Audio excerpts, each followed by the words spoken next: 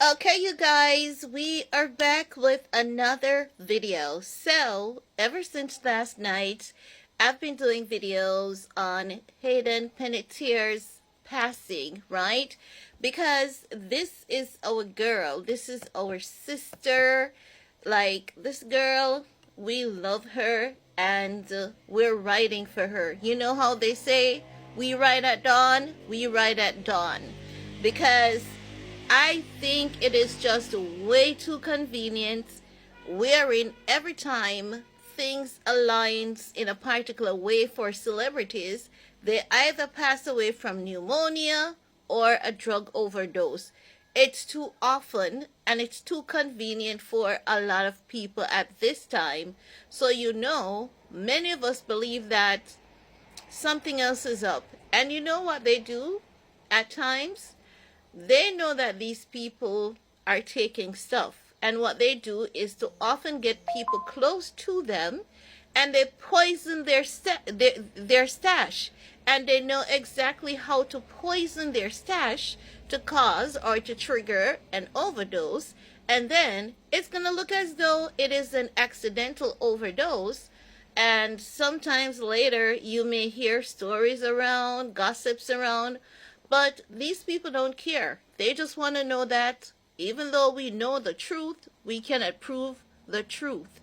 That's what they only care about. They only care that we cannot prove it.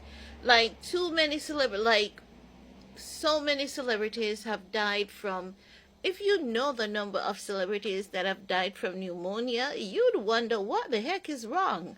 Like, celebrities are endangered species and they should be protected at all costs. And this is why.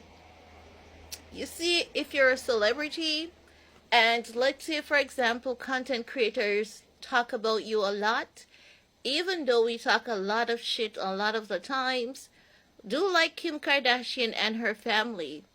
Just ignore it until Ray J starts speaking about you. Because the fact of the matter is, because content creators put so much under the microscope about a lot of celebrities, I do believe it helps to save a lot of them.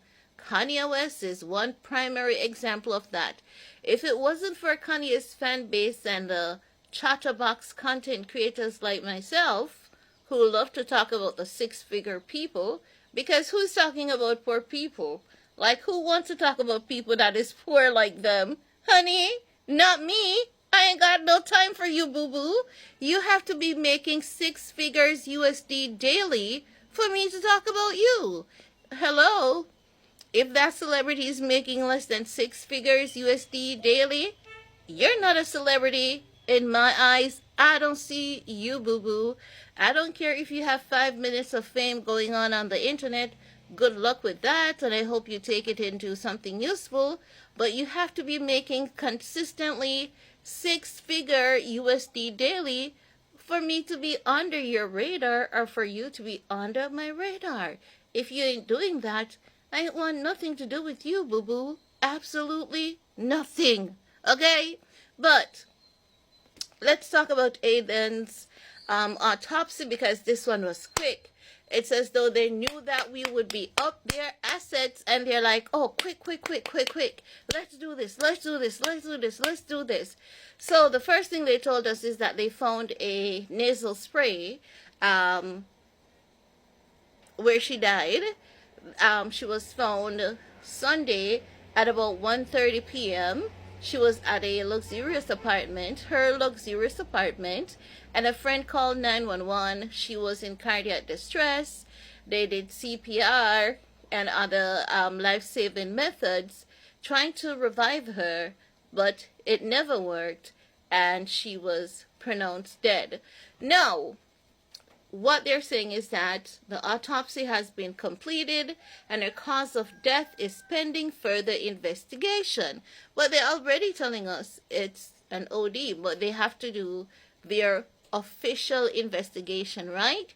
What they're saying is that Greenville County Coroner's Office confirmed to page 6 in a statement that on August 16th, 2026, at approximately 1:51 p.m., A 911 call was received regarding a reported cardiac arrest. They explained that first responders and emergency medical services arrived on the scene and located a female in cardiac arrest. They said when her friend phoned her, she was unresponsive, right? The emergency team found her in cardiac arrest. Although the emergency medical services personnel initiated advanced cardiac life support measures, resuscitation efforts were unsuccessful. The child star was pronounced dead at 2:32 p.m. They received the call at 9:51. They arrived on the scene with a good time. I've learned that they did CPR and other measures for a little over 30 minutes, but all help, all measures, all functions, everything that they did to help resuscitate her, it failed, right? So they're saying the coroner's office confirmed that the descendant has been identified as Hayden Leslie Panettiere, 36, of California, and she was found unresponsive inside the residence where she had been temporarily staying. I wonder how the people of California feel about life, how they approach life on a daily basis, because California and Jamaica, I think death is like the norm. But in Jamaica, it's by violence or accident. In California, it is secret violence. Secret violence meaning that someone is going to poison you to the point of an OD or to the point of pneumonia. There's also a few violence here and there and other tragedies, but knowing that, like, I live in Jamaica and I see RIP every day, couple times a day, and it's often by violence, you know, but for California, people die so often, young people, and it's almost always OD. It is so bad. It's horrible. Like, and then we hear Trump say he's gonna fight the drug problem in, man, I tell you, Trump has done some horrible things. Trump has done some horrible things. Can you imagine going into someone's country, going into Venezuela saying you're going to fight drug, but you went in there for oil, and people are still in your country dying because drug is so easily available? That's what I'm talking about. So they're saying, you know, there's no signs of trauma. No signs of trauma were discovered that would have contributed to the death. So are you saying there's signs of trauma, but the signs of trauma that you're seeing could not have contributed to her death? Which means that was this woman cutting? Did she had needles? Did she had scars on her body? Were they fresh? There's so many questions, because when you're going to put stuff out there, like for me as an overthinker, you can't tell me that, oh, there wasn't any sign of trauma that could actually cause her death. So you're telling me that there was trauma on this woman's body, but based on the trauma that you're seeing, it couldn't have been any of those that resulted to her death. And that's what I'm reading. That's what I'm understanding. That's what I'm understanding, right? No, they're saying the statement further reads, noting that the cause and manner of death are pending further investigation and additional studies will be completed.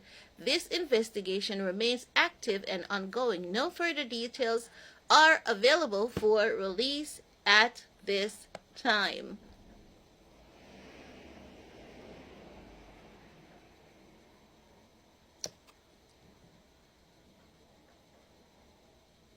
Okay, so they go in to talk about her dad confirming the tragic passing with page 6 on Sunday.